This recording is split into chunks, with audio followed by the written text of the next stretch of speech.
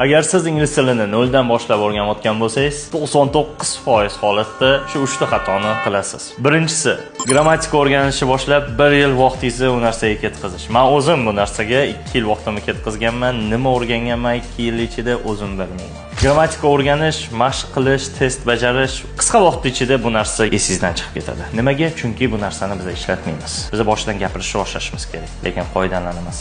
Ikkinchi xato so'z yodlash.